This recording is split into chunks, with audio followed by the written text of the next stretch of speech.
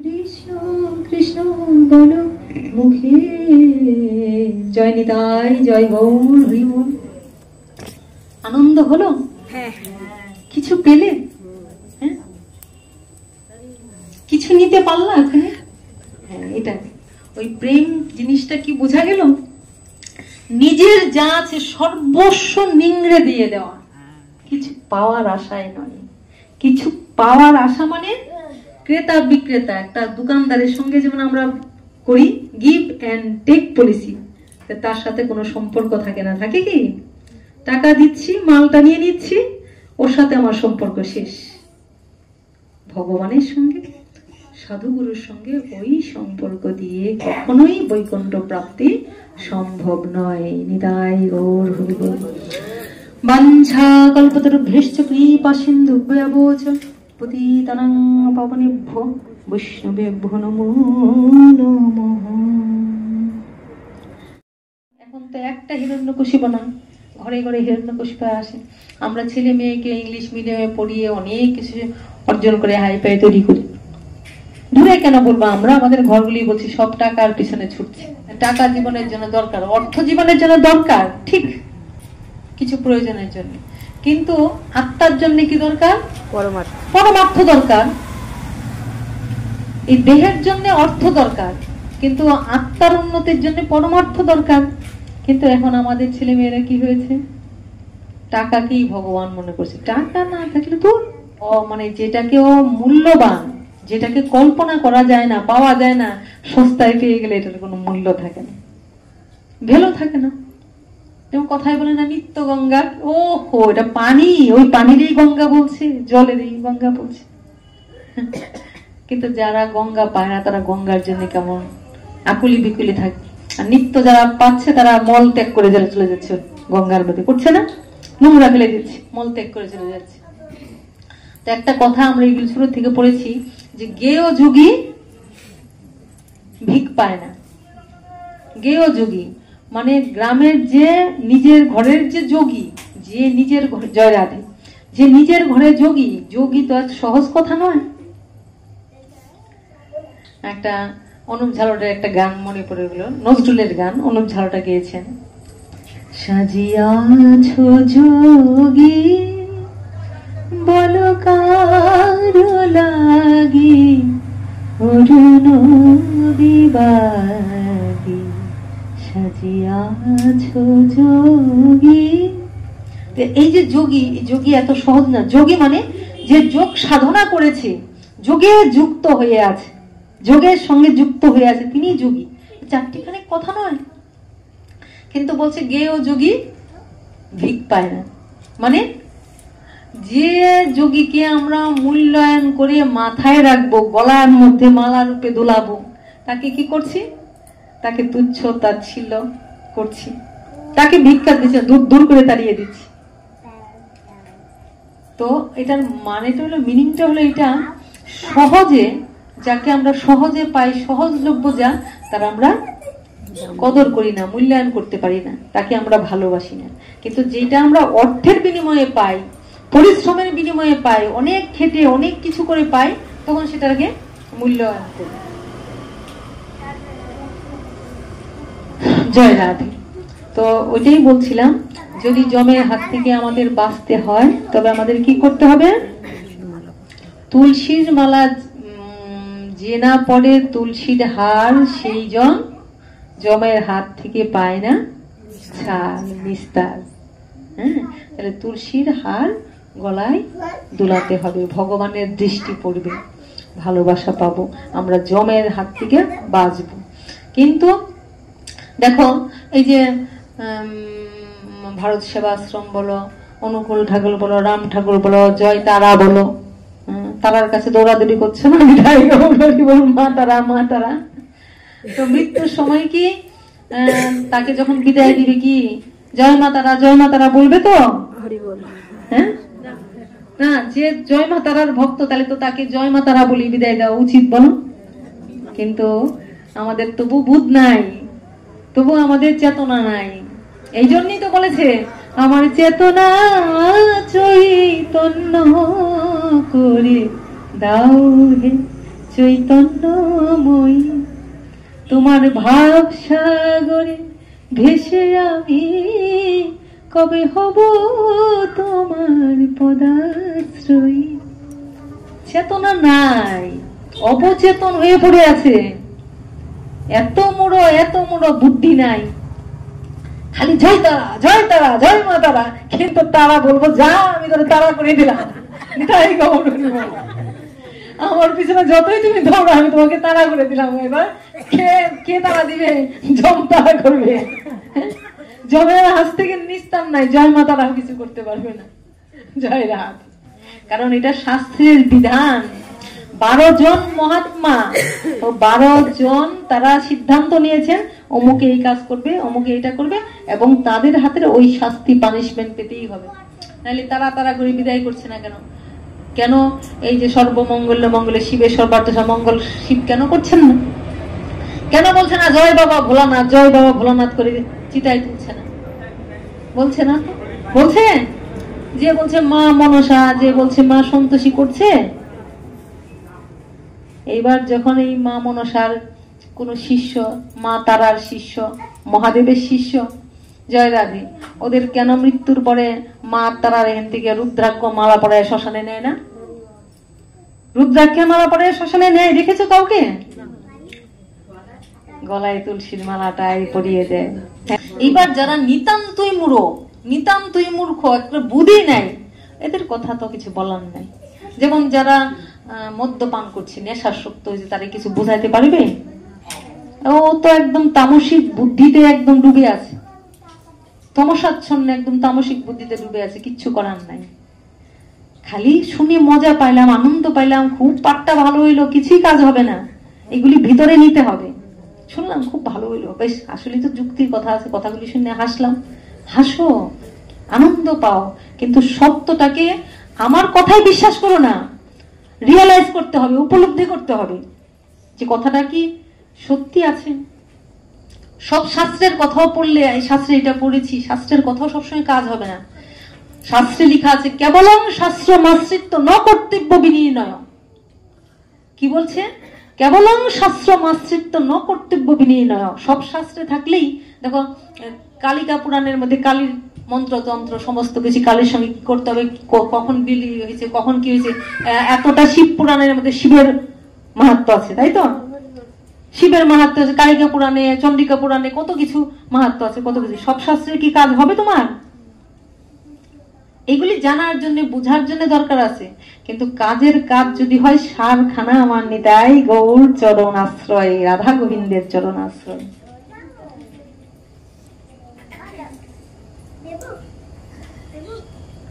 সেই ভগবান রাধা গোবিন্দ মিলিত তেন, সেই গোবিন্দ শেষ পর্যন্ত কার দায় দেখো তো?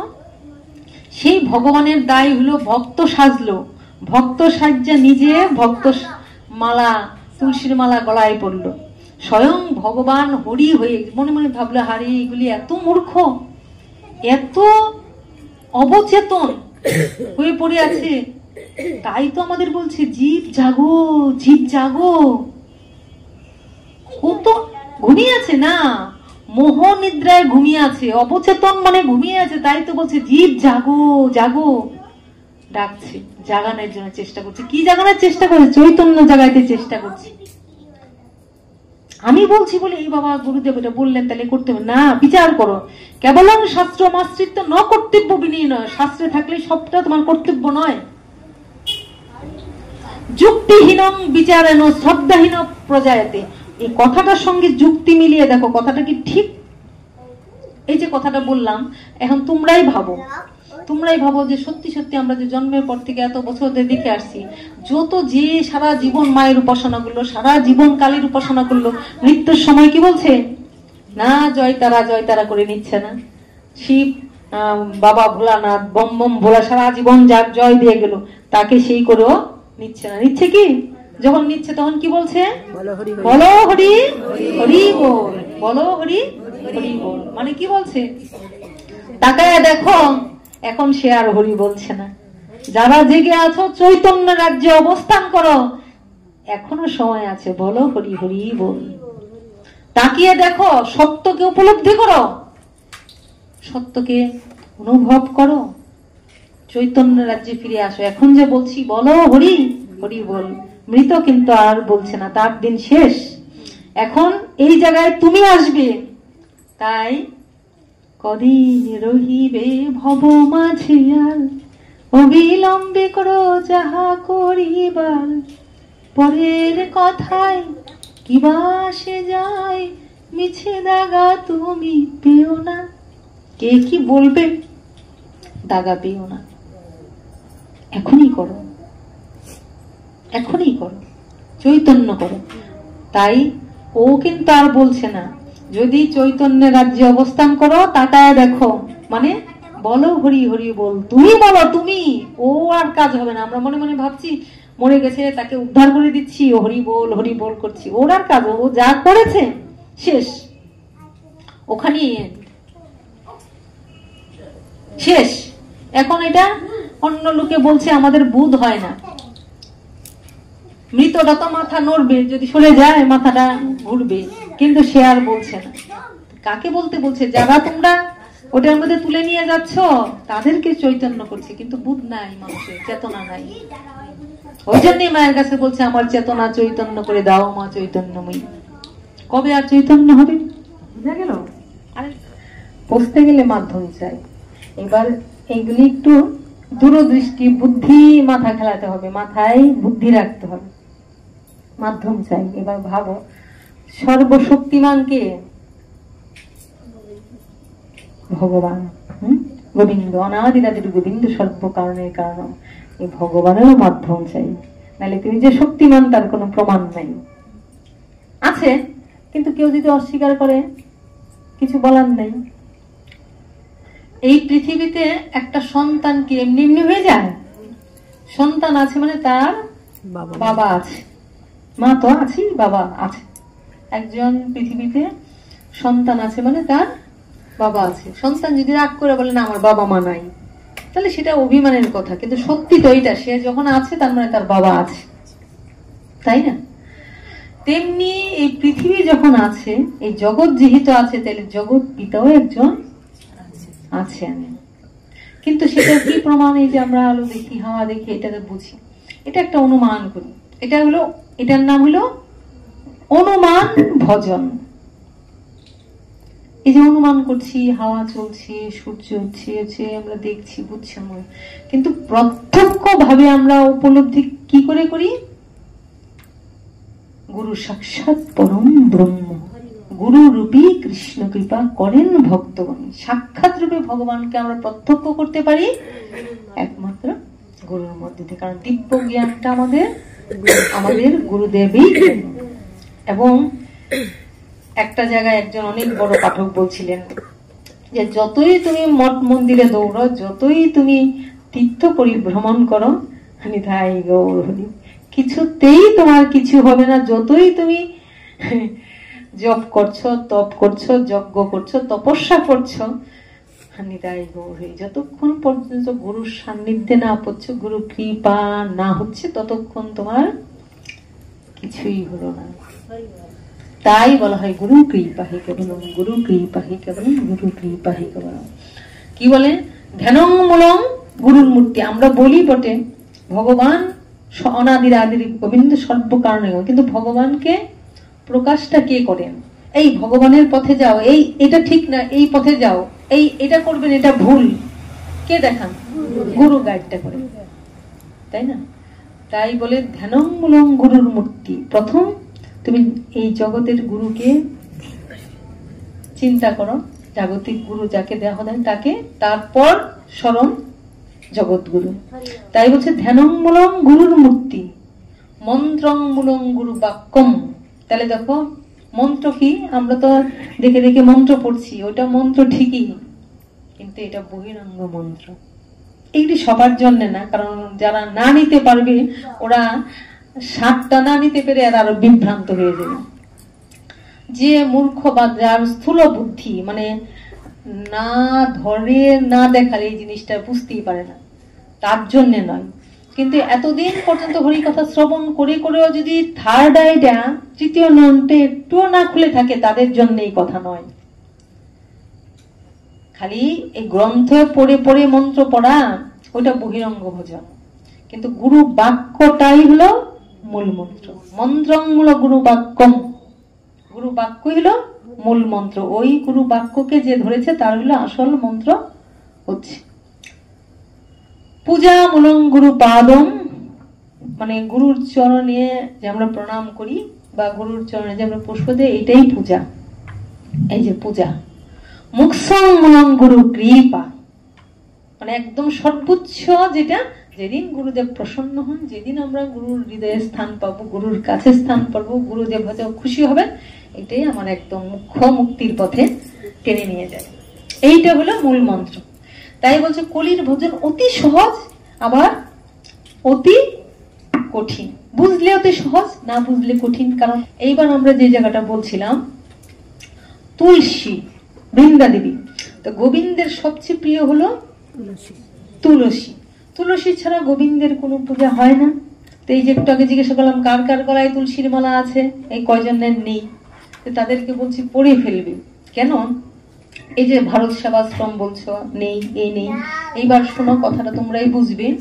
যদি কেউ স্বর্গে যেতে চাও, বা যদি কেউ বৈকুণ্ঠে যেতে চাও, যদি কেউ এই দুঃখ কষ্ট ভোগ করার জন্য পৃথিবীতে না আসতে চাও, তাহলে তোমরা তুলসীর মালা অবশ্যই পড়ে নিবা। আর যারা মনে করো দুঃখ কষ্ট ভোগ করি, কুকুর বিড়াল শ্রীগাল হই, কোনো ব্যাপার নয়, নরক যন্ত্রণা ভোগ করব, তাদের জন্য তুলসী মালা না পড়লেও চলবে।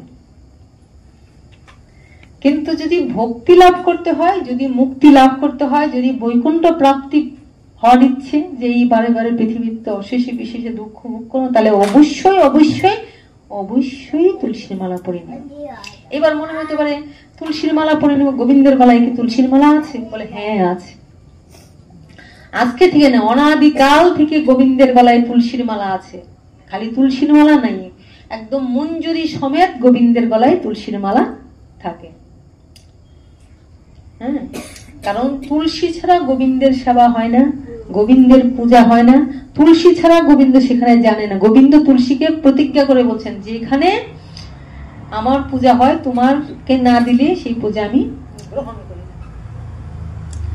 তুলসী কৃষ্ণ প্রেয়সী নমো নমো, ব্রজে রাধা কৃষ্ণের কি চরণ পাবো অভিলাষী। তাহলে অভিলাষ মানে আশা। তো রাধা গোবিন্দের চরণ লাভ করতে হলে তুলসী কৃষ্ণ প্রেয়সী, তুলসীর সেবা করতে হবে। তাহলে তুলসী যদি আমি গলায় না দেই, আরেকদিন তোমাদের একটা সুন্দর কথা বলেছিলাম যে তোমরা সাজলে, প্রত্যেকেই সাজলে সোনার চেন একটা পরি সবার গলায়, বা কোথাও গেলে সুন্দর হারটা পরি। তো সুন্দর হার পরলে মানুষে তাকিয়ে তাকিয়ে দেখে, বাহ কি সুন্দর, হারটাতে খুব সুন্দর লাগছে, খুব ভালো লাগছে। অনেকে তাকিয়ে দেখে, দেখে আনন্দ পায়, খুব সুন্দর লাগছে। আর যদি দামি হীরের বা সোনার একটা হার পরো, কার নজরটা আগে পড়বে? চোর ডাকাত ছিনতাইয়ের পড়বে, চোখ পড়বে, তাই না? সুন্দর অন্য কিছু পড়ছে, অন্য বাহ বেশ সুন্দর লাগছে গলায়। আর যদি দামি হয়, তাহলে সবচেয়ে চোখটা কার পড়বে? চোর ডাকাত ছিনতাইকারী, আর সেটা ছিনিয়ে নিবে। আর তুলসীর মালা পড়লে তাহলে কার চোখটা পড়বে? তাই গৌর হরিবল, গোবিন্দের চোখ পড়বে। বুঝা গেল? গোবিন্দের জন্মে ওর গলায় তুলসীর হার আছে, মানে সে আমাকে ভালোবাসে, সে আমাকে অঙ্গীকার করেছে। এই যে একটা স্ত্রী শাখা সিঁদুর পরে, তার মানে কি স্বামী বুঝে যে না ও আমার, ও মানে আমাকে স্বীকার করেছে, আমাকে, এই যে এটাই তো মূল কারণ।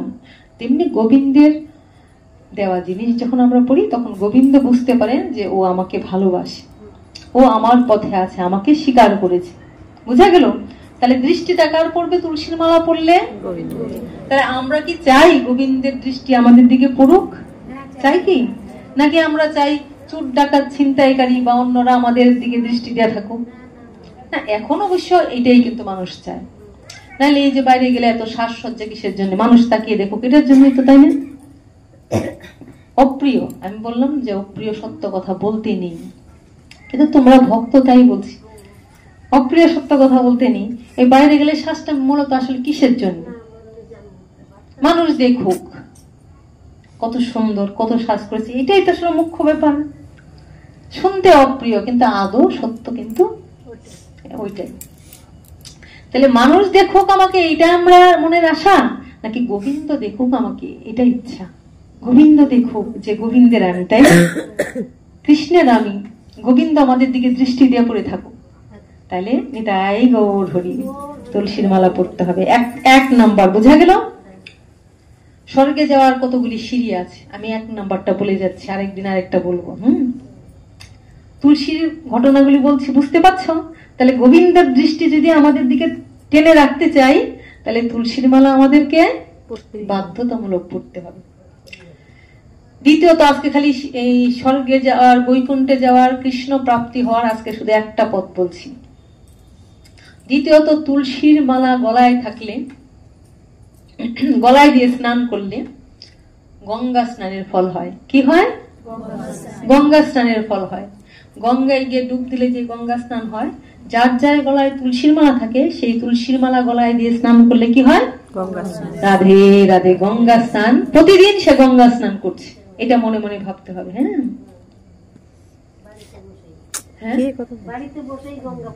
হ্যাঁ, প্রতিদিন সে গঙ্গা স্নান করছে তুলসীর মালা গলা দিয়ে স্নান করলে। তৃতীয়ত কারণ কি? আরেকদিন আমি একটা কথা বলেছিলাম, তুলসীর মালা গলায় কেন পড়ি। যেমন ধরো বাইরে যদি আমরা হেঁটে যাই, ধরো একটা উদাহরণ দিচ্ছি, একটা জাগতিক উদাহরণ দিচ্ছি। যদি হঠাৎ করে কোনো কুকুর পাগল হয়ে যায়, তোমাকে তাড়া করে, যদি কামড়ে দেয়, তাহলে তোমার ইচ্ছে হলে কুকুরগুলিকে তুমি মেরে ফেলতে পারো তো, যে ও আমাকে কামড়েছে, মেরে টেরে তুমি যদি জঙ্গলে টেনে ফেলে দাও, কেউ কিছু বলার নাই, তাকেও দেখবে না। কিন্তু একটা কুকুরের গলায় যদি একটা দামি বেল্ট পরা থাকে, একটা দামি চেন বেল্ট পরা থাকে, তাহলে তোমাকে যদি কামড়েও দেয়, তারাও করে, তুমি কি কুকুরটাকে মেরে ফেলে দিতে পারবে? কেন কেন ফেলতে পারবে না? ওর মালিক আছে। তার মানে তার গলায় একটা দামি চেন বা একটা বেল্ট আছে, মানে তার কোনো মালিক, একজন গৌর হরি বল, একজন তার মালিক আছে। তাহলে আমাকে ওইটার খোঁজ করে মালিকের কাছে যেতে হবে, বিচার যেতে হবে, মালিক যেটা বিচার করেন। আমি যদি স্বেচ্ছাচারী ভাবে কুকুরটাকে মেরে ফেলি, তাহলে কিন্তু আমার জেল জরিমানা হতে পারে, আর মালিক আমাকে ছাড়বে না। ছাড়বে কি? রাধে রাধে। তেমনি ভাবে আজকে আমরা ওই মালিকের একটা হার পড়েছি গলায়, ওই মালিকের দেওয়া জিনিস পড়েছি, তাহলে আমি কার? তার। আমাকে পড়িয়েছেন কে? আমার গুরুদেব। তাহলে আমি কার? গুরু গোবিন্দের। সুতরাং আমাকে কেউ মেরে ফেলবে, আমাকে কেউ কিছু ক্ষতি করে ফেলবে, এই সাহস কারণ নেই, করতে পারে না। আর যদি করে, তাহলে পিছনে আমার মালিক আছে, তিনি জানেন, তিনি দেখছেন। যদি করতে চায়, তাহলে সেই বিচারটা উনিই করবেন। বুঝা গেল? আর তুলসীর মালা কখনো এক পেজ কেউ পড়বে না। অনেকে একটা মালা পড়ে না, একটা মালা কেউ পড়বে না, 2 পেজ 3 পেজ 4 পেজ 5 পেজ এরকম অনেকে পড়ে, কিন্তু যার যার গুরুর যে নিয়ম, আমাদের যেমন 2 পেজ পড়ার নিয়ম। গুরুকে কখনো অনুকরণ করতে হয় না। কতদিন বলেছি, গুরু যদি লড়ে লড়ে পড়ছেন, অনেক কিছু পড়ছেন, আলাদা কথা, কিন্তু গুরুর নির্দেশিত পড়তে উচিত। 2-3 পেজ পড়া যায়, কিন্তু আমাদের বিধানটা হলো মেনলি 2। আচ্ছা, একটা কেন নয়? এক দিয়ে কিছু হয় না, একা কোনো কিছু সম্ভব? একা কোনো কিছু সম্ভব নয়। এই এক হাত দিয়ে তালি বাজবে, বাজাতে ছেড়ে বাজবে? হ্যাঁ, এক হাতে কাজ হবে। এক হাতে কি কাজ হবে? খারাপ কাজ হবে, কাউকে মার দেওয়া যাবে। তাহলে এটা কি ভালো কাজ হবে? এক হাতে একটা কাউকে চট দেওয়া যাবে, একটা থাপ্পড় দেওয়া যাবে, কিন্তু এটা কিন্তু কাউকে পীড়া দেওয়া হয়, দুঃখ দেওয়া হয়, ভালো কাজ না। কিন্তু যখন এটা করছে, তখন কি হচ্ছে? আনন্দ হচ্ছে, না হচ্ছে। তাহলে একা হয় না, 2। পৃথিবীতেও কোনো কিছু করতে গেলে একা কোনো কিছু সম্ভব নয়, 2। ভগবান যিনি স্বয়ং ভগবান, অনাদিরাদির গোবিন্দ, সর্বশক্তিমান, যিনি ইচ্ছা মাত্র সব করতে পারেন, তিনি পর্যন্ত বলছেন অহং ভক্ত পরাধীন, আমি ভক্তাধীন, আমি একা কিছু করতে পারি না। আমাকে যদি প্রকাশ করতে হয় তাহলে কোথায় পাবে? আমি আমার ভক্তের কি, আমি আমার নিজেকে আমার ভক্তের কাছে দিয়ে দিই। তাই তো তিনি বলেন, ভক্ত আমার মাতা পিতা, ভক্ত আমার হিয়া, ভক্ত আমায় বাঁধতে পারেন ভক্তি বাঁধন দিয়া। ভক্ত আমার মাতা পিতা, ভক্ত আমার গুরু, ভক্ত আমার নাম রেখেছেন বাঞ্ছা কল্পতরু। তাহলে আমি আমার প্রকাশটা কার মধ্যে দিয়ে করি? আমার ভক্তের মধ্যে দিয়ে। আর আমরা বুঝবো সেটা আমার সবার মধ্যে হলো, আমরা প্রত্যক্ষ কাকে মধ্যে করব? গুরুর মধ্যে দেয়। কিন্তু অন্যরা আমাকে বিপদগামী পথভ্রষ্ট করতে পারে। হ্যাঁ, যাকে আমরা সারেন্ডার করব তার পথটা আমরা ধরবো, তিনি আমাদের গুরু। গুরু মানে যিনি গুহ্য তত্ত্ব তোমার কাছে প্রকাশ করেন, যেটা তুমি বুঝতে পারছো না, তোমার থার্ড আইটা খুলছে না, অনুভব করতে পারছো না, সেটা তিনি ব্যক্ত করে দেন। বুঝা গেল? গু কথার অর্থ হলো অন্ধকার, রু কথার মানে আলো। অন্ধকার থেকে যিনি আলোর পথে আমাদের নিয়ে যান তিনি হলেন গুরু। তা আমরা কিরকম অন্ধকারে ছিলাম? বলে হ্যাঁ, অজ্ঞানতার অন্ধকারে, মোহ অন্ধকারে আমরা ছিলাম। কিন্তু আমাদের এই অজ্ঞানতা, অন্ধকার, মোহগুলি গুরু কাটিয়ে দেন। তাই তাহলে অজ্ঞানতার অন্ধকার থেকে, আচ্ছা এখানে যারা আসছে কিছুটা আলো না পেলে কি আলো, আলো মানে এই তো দেখতে পাচ্ছি, কিছু ভালো লাগছে, তো ওইটার জন্যই তো এখানে আসেন, ওই জন্যই। তাহলে তাই তাকে বলা হয় গুরু। আর গুরু মানে পথ প্রদর্শক, মানে যিনি আমাকে পথটা দেখিয়ে দেন, এই পথে ও পথে যেও না ফিরে এসো বলে কানে কানে কত করেছো, আমি তবু চলে গেছি আমায় ফিরাইয়া আনিতে, পথে পথে আমার পথে পথে ছুটে গিয়েছো, আমি তো তোমারে চাহিনি জীবনে, তুমি অভাগারে চেয়েছো। আমি অভাগা, আমি চাই না, আমি চাই না গুরুকে, আমি চাই না গোবিন্দকে। অনেক ইচ্ছাকৃত হয়তো গুরুর কাছে যাচ্ছেন, দীক্ষা শিক্ষা নিচ্ছেন, অনেকে করছেন না, আবার অনেকে হয়তো সময় হলো গুরুর কাছেই যায় না, কিন্তু সেধে যেচে কি করছেন আমরা বলছি না, আমায় যেচে সেধে নাম দিল হে, ওই নাম আমি নিতাম না গো, আমায় যেচে সেধে নাম দিল গো। কে দিলেন? যেচে সেধে নিতে চাইছি না, করতে চাইছি না, কিন্তু কি দায়, যেচে সেধে আমাকে হরি নাম দিলেন, হরি কথা শোনাচ্ছেন, হরি শোন, ওইদিকে যাবে না, এটা করবে না, এইদিকে কর, এটা করছেন গুরু। এই জন্যই আমরা গুরুর তত্ত্বাবধানে থাকি। আর এইভাবে থাকলে কি হয়, আমরা অন্তিমে ভগবান লাভ করতে পারি। তাহলে তুলসীর আমরা কয়টা মাহাত্ম্য জানলাম? যে তুলসী পড়লে গঙ্গা স্নানের ফল হয়, তুলসী পড়লে আমাকে কেউ মারতে পারবে না, কারণ আমার মালিক আছেন। দু পেজ মানে কি, এক হাতে কিছু হয় না, মানে গুরু গোবিন্দ, গুরু গোবিন্দ, দুই পেজ মানে গুরু গোবিন্দকে ধরা। তারপরে তুমি যদি মনে করো অনেকে বেশিও পড়ছে, কিন্তু ওইটাই মূল, মানে একটা পড়া যাবে না। মানে গুরু গোবিন্দ আশ্রয় ছাড়া আমরা কিছু লাভ করতে পারি না। এই তারপরে তুলসী থাকলে অপদেবতা ভূত করতে পারে না। অনেক সময় বলে না ভূত পেট তাকে ভর করেছে, ওরা কখনোই এমন কি শরীর শীতল রাখে, ঠান্ডা রাখে, তোমার যদি মনে হয় বুঝতে তো পারছি না, মানে গলায় আছে বুঝতে পারছো না, তার ক্রিয়া হচ্ছে।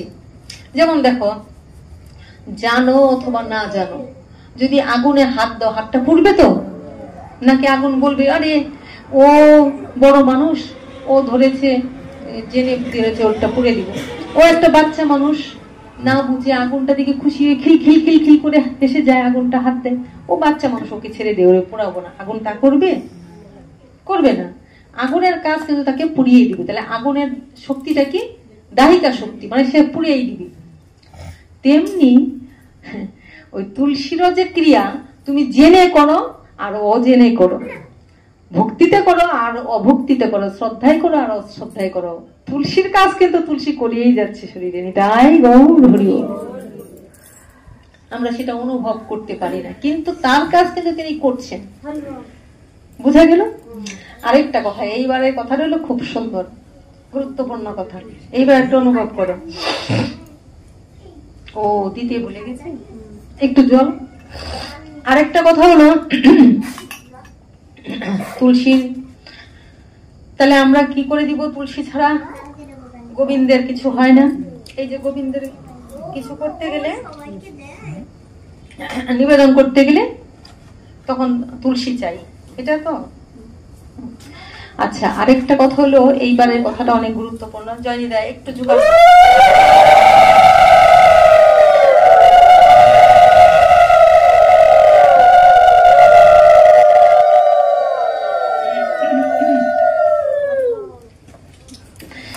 আচ্ছা, এইবারের ব্যাপারটা হলো, অনেকের মনে করে এই যেমন এই যে একজন ভক্ত কে বললো যে ভারত সেবাশ্রম, ভারত সেবাশ্রম কে বললো?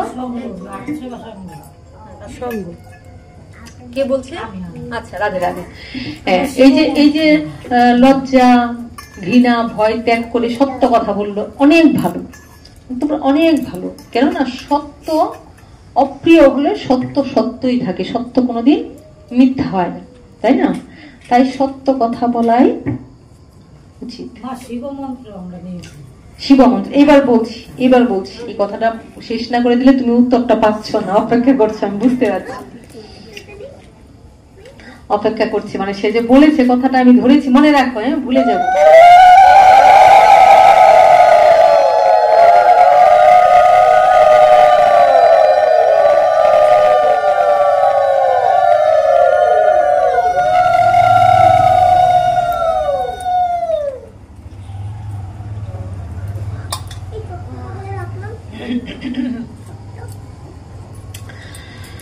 এইবার কথাটা হলো যে অনেক সময় অনেকে বলে না যে আমি তো কৃষ্ণ মন্ত্রের নই।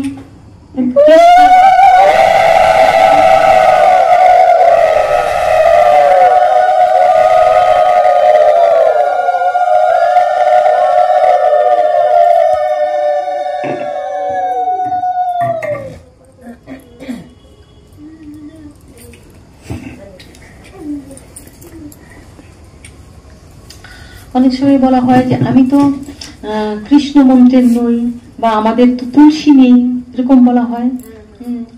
যে আমাদের তুলসী নেই, তাহলে আমরা তুলসী পড়বো কেন? এইগুলি না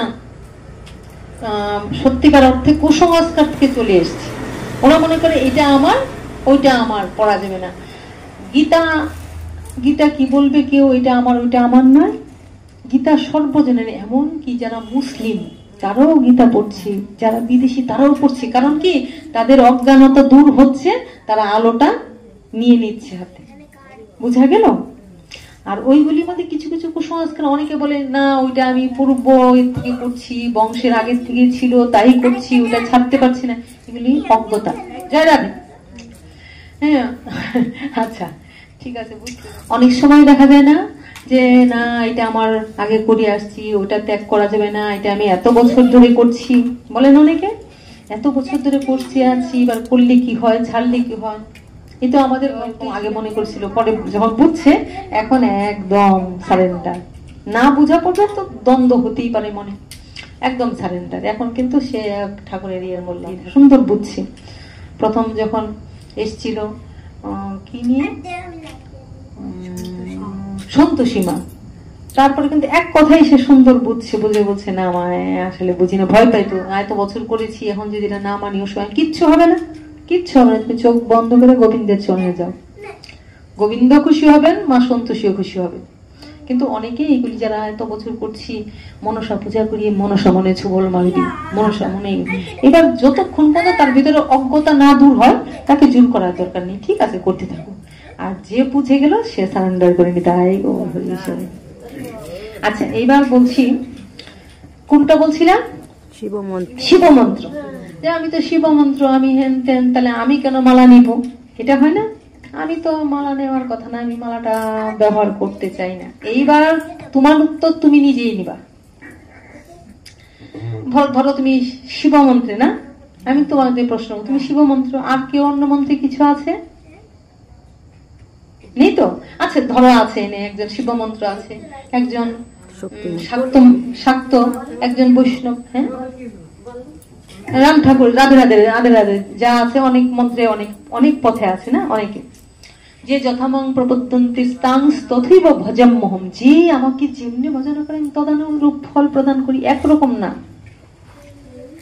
আঁকা বাঁকা আছে, স্মুথ ভাবে সোজা পথে তা না, কেউ এরকম এরকম, কেউ টক ঝাল মিষ্টি যা চাইছে পথে যাচ্ছে। কিন্তু সত্য তো এইটাই, সাময়িক যদিও এটাই খায় মানুষ, মিষ্টিটা নিতে চায়, তাই না? এইবার যে শাক্ত মতে বা আমি রাম ঠাকুরের মতে বা আমি মা সন্তোষীর পূজা করি, এইবার উত্তরটা তোমরা দাও। ধরো তাদের কেউ মারা গেল, তাদের কেউ মারা গেল, যখন মৃত্যু আসবে, মৃত্যু তো আমাকে তোমাকে আমাদের সবাইকে গ্রাস করবে একদিন, মৃত্যু তো হবেই। এইবার যখন মারা গেল তখন কি যে মা সন্তোষীর আছে বা যে ওম নমঃ শিবায়, ওম নমঃ শিবায়, জয় বাবা ভোলানাথ, জয় বাবা ভোলানাথ কি বলছে মৃত্যু হয়ে গেলে? বা সর্বমঙ্গল্য মঙ্গলে শিবে সর্বার্থ সাধিকে, শিব কি আইসা মঙ্গল করবে? তাই গৌর হরি বল। এগুলি একটু চেতনা রাখা দরকার। বলছি সর্বমঙ্গল্য মঙ্গলে শিবে সর্বার্থ সাধিকে, তখন কি শিবা এসে বলবে মঙ্গল? শিব কিন্তু তার পাশে আছে, হ্যাঁ, কিন্তু ওই সময় শিব কাজ করবেন না।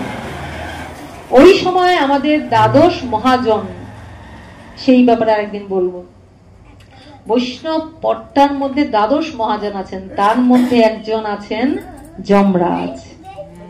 মৃত্যুর পরে সবার বিচারটা করেন যমরাজ, আর কেউ করবেন না। যেখানে যাও, কেউ বাবাকে ভালোবাসে, আমার ভগবান কিছু নাই, আমার বাবাই ভগবান, আমার মাই ভগবান, ঠিক আছে, তুমি পিতার লোকে যাবে, পিতৃলোকে যাবে, কিন্তু পিতাও তোমাকে ধরে রাখতে পারবে না, টেনে যমরাজ বিচার করবেন।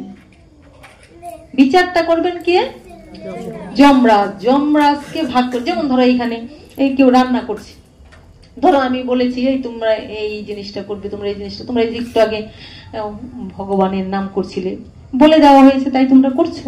তাহলে ভগবান কি করছেন? ভগবানে এমনি করে ভাগ ভাগ দিয়ে দিচ্ছেন। তো বলছেন মৃত্যুর পরে এই যে তার ভালো বা মন্দ কাজের বিচারটা একমাত্র করবেন যমরাজ, আর কারো করার ক্ষমতা নাই। আচ্ছা এইবার বলতো যমরাজ কার সন্তান? হ্যাঁ ঠিক বলেছে, বলো। সূর্যের পুত্র। তো ওই যে যম আর যমুনা কিন্তু ভাই বোন, যাক ওই জায়গায় যাচ্ছি না। তো ওই যমরাজকে ওই দায়িত্ব দিয়েছে, সুতরাং ওইটা কিন্তু তোমার কেউ করবে না, এমনকি স্বয়ং মহাদেবও করবেন না, মা কালীও করবে না। যারা বলে আমি শক্তি মন্ত্রের জয় মা তারা, জয় মা তারা, মা তারা এসেও কিছু করবেন না, কারণ মা তারার কাছ থেকে টেনে নিবেন যমরাজ। বুঝা গেল? কারণ রুল আছে, রুল নিয়ম আছে, শৃঙ্খলা আছে, সবকিছুরই তো একটা রুল আছে। তাহলে ভগবান এই রুলটা, এই বিধানটা কিন্তু করে দিয়েছেন এইভাবে। কেউ যদি মনে করে এখন সবাই আছে, সরাসরি যদি আমার সঙ্গে দেখা করতে চাই, এখানে কিছু জন আছে না বাধা দিবে, দাঁড়া এখন একটা আমি তোমাদের বোঝার জন্য বলছি, দাঁড়া এখন দেখা করা যাবে না, এটা করা যাবে না, যতক্ষণ ওরা আছে ওরা কিন্তু এটা আটকাবে, বেশি কথা বলা না।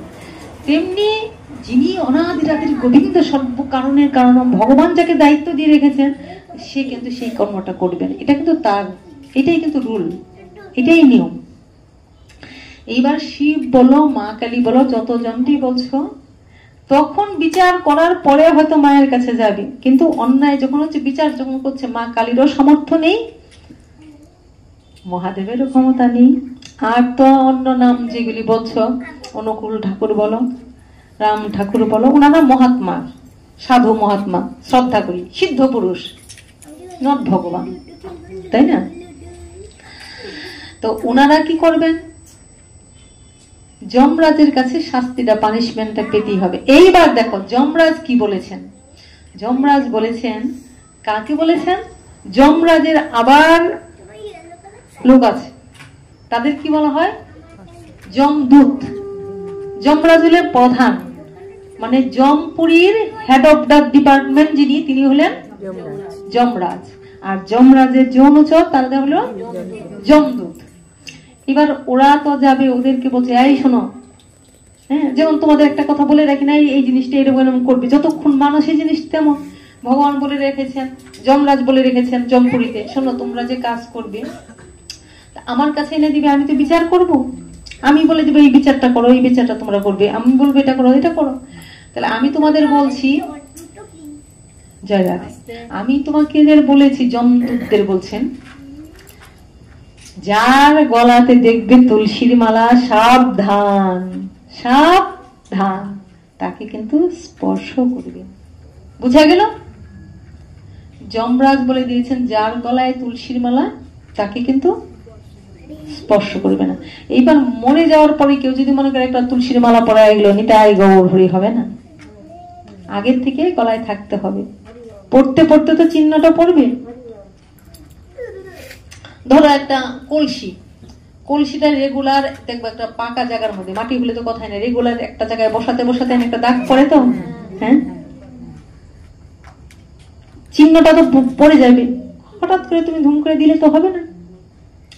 তো বলছে যারা আগের থেকে পড়ে পড়ে নিজের রক্ত করেছে, সাক্ষী পেয়ে যাচ্ছেন যে না না না ওর গলায় মালা ছিল দেখেছি, তো ওকে ছাড় দিয়ে দিচ্ছেন, না নরক যন্ত্রণা ভোগ করতে হবে না, ভগবানের বিধানে ভগবান তাকে যা ভাবে, কিন্তু তার শাস্তি অনেকটা।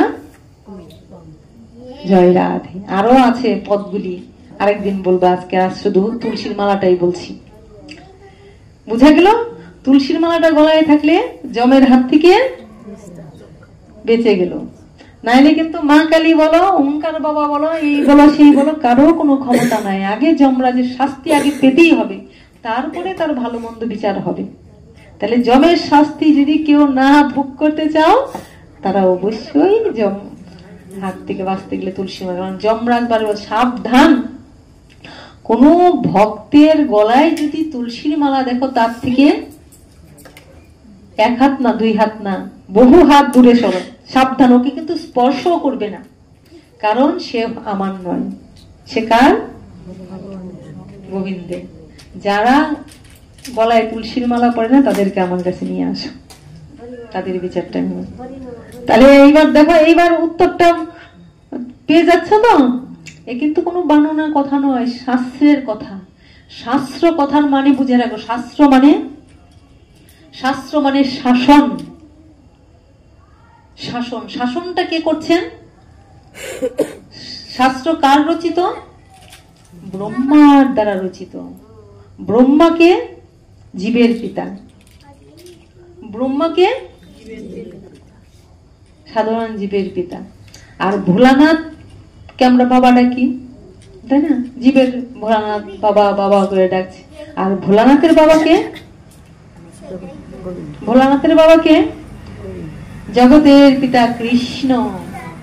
জগতের পিতা কৃষ্ণ, যে না ভজে বাপ, পিতৃ দহি পাতকের জন্মে জন্মে তাপ। যদি পিতার আদেশ, বাবা বলছেন আমার তুলসী প্রিয়, তাই তুলসী মালা পড়ো, বাবার কথা মানলো না, আর ওই করছে যমরাজ, তাকে নিয়ে গিয়ে দণ্ড দিচ্ছেন, শাস্তি দিচ্ছেন। তাহলে যমের হাত থেকে বাঁচার জন্য এটা হলো একটা পথ, আরেকদিন ওই বাকিগুলি বলবো। আরো যে পথ আছে, যদি যমের হাত থেকে আমরা বাঁচতে চাই, এই জন্মেই বাঁচতে পারবো, এই নিয়মগুলির মধ্যে দিয়ে আমাদের যেতে হবে। আইন মানে শাসন। তুমি যদি শাসন, রাধে রাধে রাধে রাধে, শাসন যদি না শুনে, ঠিক আছে ঠিক আছে, আস্তে আস্তে শাসন। আচ্ছা, বাবা মা শাসন কারে করে? যে দুষ্ট ছেলে তাকেই তো, যে কথা না শুনি, যে মার কথা শুনছে, যে বা থাক তবু বসো, তবু তো বসছে, যে কোনো ভাবে এনে থাকছে, থাকো একটু, মাঝে মাঝে ভাই আস্তে আস্তে, তোমরা গেলে এরকম একটু বলে দিল, বসো, বসে থাকতে থাকতে অভ্যাস হোক। আমাদের বাচ্চাগুলি দুষ্টামি করলো, একটু রাখতে হয়। জয় রাধে। কারণ দেখতে দেখতে এখন সে বাচ্চা মানুষ বুঝতেছে না, দুষ্টামি করছে, কিন্তু দেখতে দেখতে যখন বড় হবে, একদিন তার মাথায় ঢুকবে যে আমি এই পরিবেশটার মধ্যে ছিলাম, এই ধারাটা তার মধ্যে অবচেতন মনেও চলে আসবে। এই জন্যই বাচ্চাটা ছেলে আনতে হবে। যাই হোক, তো কি বলছিলাম? যমরাজের হাত থেকে যদি বাঁচতে চায়, কাদের শাসন করে? দুষ্ট বাচ্চা যারা। কিন্তু যারা বাবা এইটা করো না, এটা ধরো না, আবার অনেক দুষ্ট বাচ্চা আছে না, এটা না করছে কেন, এটাই করবো, লুকিয়ে করছে। কিন্তু বাবা মা যখন ধরবে জানবে তখন তাকে শাসন করবে না, এই শাসন। কিন্তু যে বাচ্চাকে দেখছে না, না আমার কথা মতো শুনছে, আমি যেই পথে যেতে বলছি সেটাই করছে, আমাকে ভালোবাসছে, তো অটোমেটিক বাবা মা কি করে, তার প্রতি খুশি হয়ে যান। যদিও জাগতিক দুনিয়ায় সেরকম পিতামাতা এখন অনেক বেশি আছে যারা খুশি হন না। যদি অনেক কথা বলছে কিন্তু যদি তুলসীর মালা গলায় পড়ে, যদি সাধু হয়ে যায়, যদি নিরামিষ ধরে, তাহলে বাবা মার মাথা একদম বাজ পড়ে যায়, যেমন হিরণ্যকশিপু, তাই না? এমনও আছে তো, অনেক বাবা মাই আছেন অনেক কিছুই বলছেন, কিন্তু যখন দেখা যায় তার সন্তানটা ধর্ম কথা বলছে, ঠিক আছে ভালো কথা, ঠাকুরের কথা বলছে, খুশি আনন্দ, কিন্তু লিমিট ক্রস করলেই সমস্যা। খাও দাও ঘুমাও, পয়সাও নাও, হরি কথা বলো, অর্থ হচ্ছে, ব্যবসাও হচ্ছে, হরি কথা হচ্ছে, এটা ঠিক আছে। কিন্তু কেউ যদি ভগবানের নামে দেখা যায় পরিপূর্ণ হয়ে যায়, তখন কিন্তু নিতাই গৌর হরি নিতে পারে না। হিরণ্যকশিপুর থেকে আমরা এটা বুঝতে পেরেছি। এরকম এখন তো একটা হিরণ্যকশিপু না, ঘরে ঘরে হিরণ্যকশিপু আসে। আমরা ছেলে মেয়েকে ইংলিশ মিডিয়ামে পড়িয়ে অনেক কিছু অর্জন করে হাই পাই তৈরি করি। দূরে কেন বলবো, আমরা আমাদের ঘরগুলি বলছি সব টাকার পিছনে ছুটছে। আমার বাবা একটা কবিতা লিখেছিলেন, এখন আমরা বলছি টাকা জীবনের জন্য দরকার, অর্থ জীবনের জন্য দরকার, ঠিক কিছু প্রয়োজনের জন্য, কিন্তু আত্মার জন্য কি দরকার? পরমার্থ দরকার। এই দেহের জন্য অর্থ দরকার, কিন্তু আত্মার উন্নতির জন্য পরমার্থ দরকার। কিন্তু এখন আমাদের ছেলে মেয়েরা কি হয়েছে, টাকাকেই ভগবান মনে করছে। টাকা না থাকলে তো এই হরি কথা বলছে, মানে যেটাকে মূল্যবান, যেটাকে কল্পনা করা যায় না, পাওয়া যায় না, সস্তায় পেয়ে গেলে এটার কোনো মূল্য থাকে না, ভ্যালু থাকে না। যেমন কথায় বলে না নিত্য গঙ্গা, ও হো এটা পানি, ওই পানিরই গঙ্গা বলছে, জলেরই গঙ্গা বলছে। কিন্তু যারা গঙ্গা পায় না তারা গঙ্গার জন্য কেমন আকুলি বিকুলি থাকে। আর নিত্য যারা পাচ্ছে তারা মল ত্যাগ করে যারা চলে যাচ্ছে গঙ্গার মধ্যে, করছে না, নোংরা ফেলে দিচ্ছে, মল ত্যাগ করে চলে যাচ্ছে। তো একটা কথা আমরা এগুলো শুরু থেকে পড়েছি যে গেয় যোগী ভিক পায় না। গেয় যোগী মানে গ্রামের যে নিজের ঘরের যে যোগী, যে নিজের ঘরে, জয় রাধে, যে নিজের ঘরে যোগী, যোগী তো আর সহজ কথা নয়। একটা অনুপ ঝালোটার একটা গান মনে পড়ে গেল, নজরুলের গান, অনুপ ঝালোটা গেয়েছেন, কি জানি একটা যোগী, সাজিয়াছ যোগী বলো কারো লাগি অরুণ বিবাদী, সাজিয়াছ যোগী। এই যে যোগী, এই যোগী এত সহজ না। যোগী মানে যে যোগ সাধনা করেছে, যোগে যুক্ত হয়ে আছে, যোগের সঙ্গে যুক্ত হয়ে আছে, তিনি যোগী। চারটিখানে কথা নয়, কিন্তু বলছে গেয় যোগী ভিক পায় না। মানে যে যোগীকে আমরা মূল্যায়ন করে মাথায় রাখবো, গলার মধ্যে মালা রূপে দোলাবো, তাকে কি করছি, তাকে তুচ্ছ তাচ্ছিল্য করছি, তাকে ভিক্ষা দিচ্ছে, দূর করে তাড়িয়ে দিচ্ছি। তো এটার মানেটা হলো, মিনিংটা হলো এটা, সহজে যাকে আমরা সহজে পাই, সহজলভ্য যা, তার আমরা কদর করি না, মূল্যায়ন করতে পারি না, তাকে আমরা ভালোবাসি না। কিন্তু যেটা আমরা অর্থের বিনিময়ে পাই, পরিশ্রমের বিনিময়ে পাই, অনেক খেটে অনেক কিছু করে পাই, তখন সেটাকে মূল্যায়ন করি। জয় রাধে। তো ওইটাই বলছিলাম, যদি জমের হাত থেকে আমাদের বাঁচতে হয় তবে আমাদের কি করতে হবে, তুলসীর মালা যে না পড়ে তুলসীর হার, সেই জন জমের হাত থেকে পায় না ছাল নিস্তার।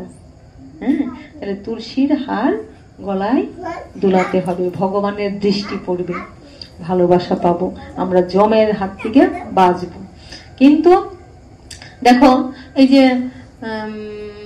ভারত সেবাশ্রম বলো, অনুকূল ঠাকুর বলো, রাম ঠাকুর বলো, জয় তারা বলো, তারার কাছে দৌড়াদৌড়ি করছে না, বিদায় গৌর হরি বল, মা তারা মা তারা।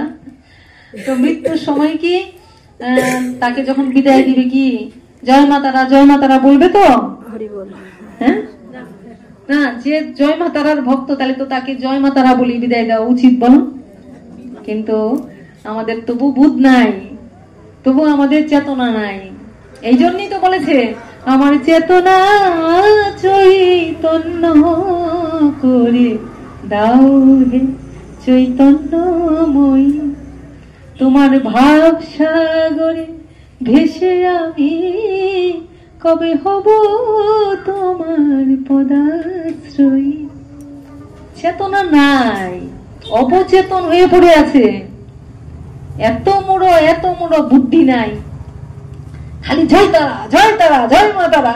কিন্তু তারা বলবো যা আমি তোর তারা করে দিলাম, আমার পিছনে যতই তুমি দৌড়ো আমি তোমাকে তারা করে দিলাম। এবার কে তারা দিবে? জম তারা করবে। জমের হাত থেকে নিস্তার নাই, জয় মা তারা কিছু করতে পারবে না। জয় রাত, কারণ এটা শাস্ত্রের বিধান। 12 জন মহাত্মা ও 12 জন তারা সিদ্ধান্ত নিয়েছেন অমুকে এই কাজ করবে, অমুকে এটা করবে, এবং তাদের হাতের ওই শাস্তি পানিশমেন্ট পেতেই হবে।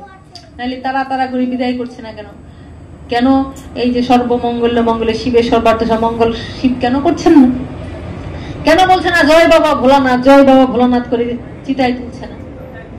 বলছে না তো? বলছে যে বলছে মা মনসা, যে বলছে মা সন্তোষী করছে। এইবার যখন এই মা মনসার কোন শিষ্য, মা তারার শিষ্য, মহাদেবের শিষ্য, জয় রাধে, ওদের কেন মৃত্যুর পরে মা তারার এখান থেকে রুদ্রাক্ষ মালা পড়ায় শ্মশানে নেয় না? রুদ্রাক্ষের মালা পড়ায় শ্মশানে নেয়, দেখেছো কাউকে? গলায় তুলসীর মালাটাই পরিয়ে দেয়। হ্যাঁ,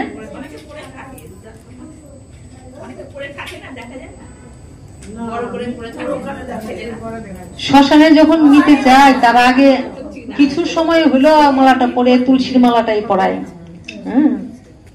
এইবার যারা নিতান্তই মূর্খ, একটা বুদ্ধি নাই, এদের কথা তো কিছু বলার নাই। যেমন যারা মদ্যপান করছে, নেশাসক্ত হয়েছে, তারা কিছু বুঝাইতে পারবে? ও তো একদম তামসিক বুদ্ধিতে একদম ডুবে আছে, তমসাচ্ছন্ন একদম তামসিক বুদ্ধিতে ডুবে আছে, কিচ্ছু করার নাই। খালি শুনে মজা পাইলাম, আনন্দ পাইলাম, খুব পাঠটা ভালো হইলো, কিছুই কাজ হবে না, এগুলি ভিতরে নিতে হবে। শুনলাম খুব ভালো হইলো, বেশ, আসলে তো যুক্তির কথা আছে, কথাগুলি শুনে হাসলাম, হাসো, আনন্দ পাও, কিন্তু সত্যটাকে আমার কথায় বিশ্বাস করো না, রিয়েলাইজ করতে হবে, উপলব্ধি করতে হবে যে কথাটা কি সত্যি আছে। সব শাস্ত্রের কথাও পড়লে, এই শাস্ত্রে এটা পড়েছি, শাস্ত্রের কথাও সবসময় কাজ হবে না। শাস্ত্রে লেখা আছে কেবলং শাস্ত্র মাশ্রিত্য ন কর্তব্য বিনির্ণয়। কি বলছে?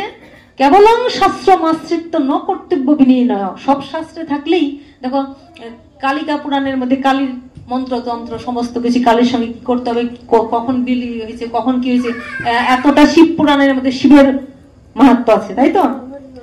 শিবের মাহাত্ম্য আছে কালিকা পুরাণে, চন্ডিকা পুরাণে, কত কিছু মাহাত্ম্য আছে, কত কিছু। সব শাস্ত্রের কি কাজ হবে তোমার? এগুলি জানার জন্য, বুঝার জন্য দরকার আছে, কিন্তু কাজের কাজ যদি হয় সারখানা আমার নিতাই গৌর চরণ আশ্রয়, রাধা গোবিন্দের চরণ আশ্রয়।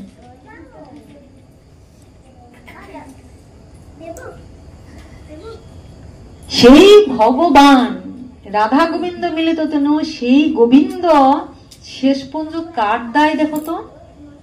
সেই ভগবানের দায় হলো ভক্ত সাজলো, ভক্ত সাজ্জা নিজে ভক্ত মালা, তুলসীর মালা গলায় পড়লো, স্বয়ং ভগবান হরি হয়ে মনে মনে ভাবলো, হারি এগুলি এত মূর্খ, এত অবচেতন হয়ে পড়ে আছে।